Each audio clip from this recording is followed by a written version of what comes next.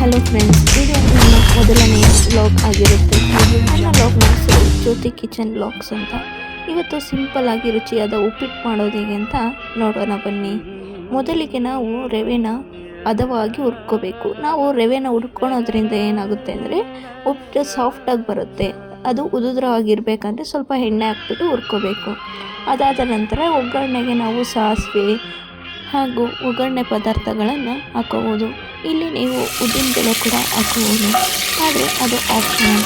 ಆಮೇಲೆ ಸ್ವಲ್ಪ ಕರ್ಬೇವಿನ ಸೊಪ್ಪು ಹಾಕ್ಕೊಂಡು ಚೆನ್ನಾಗಿ ಸ್ವಲ್ಪ ಬಾಡಿಸ್ಕೋಬೇಕು.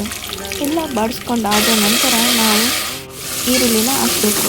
ಈರುಳ್ಳಿನ ಕಂದು ಬಣ್ಣ ಬರೋವರೆಗೂ ಹುರಿಬೇಕು. ಈರುಳ್ಳಿ ಕಂದು ಬಣ್ಣ ಬಂದಾದಮೇಲೆ ಮೆಣಸಿನ್ಕಾಯಿ ಹಾಕ್ಕೋಬೇಕು. ಮೆಣಸಿನ್ಕಾಯಿನ ಕೂಡ ಈರುಳ್ಳಿ ಜೊತೆ ಚೆನ್ನಾಗಿ ಬಾಡಿಸ್ಕೋಬೇಕು. ಈರುಳ್ಳಿ ಮತ್ತು ಮೆಣಸಿನ್ಕಾಯಿ ಸ್ವಲ್ಪ ಬೆಂದಾದಮೇಲೆ ಟೊಮೊಟೊ ಹಾಕ್ಕೋಬೇಕು. ಟೊಮೊಟೊನ ಚೆನ್ನಾಗಿ ಬಾಡಿಸ್ಕೋಬೇಕು. ಟೊಮೊಟೊ, ಈರುಳ್ಳಿ, ಹಸಿಮೆಣಸಿನ್ಕಾಯಿ ಎಲ್ಲ ಹದವಾಗಿ ಬೆಂದಾದಮೇಲೆ ನಾನು ನೀರು ಸೇರಿಸ್ಕೊತಾ ಇದ್ದೀನಿ.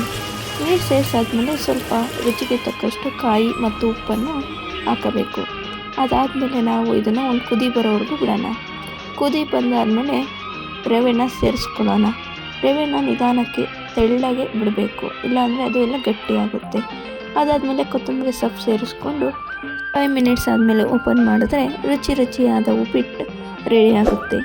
ಈ ರೆಸಿಪಿ ಇಷ್ಟವಾದಲ್ಲಿ like, share, subscribe to our channel.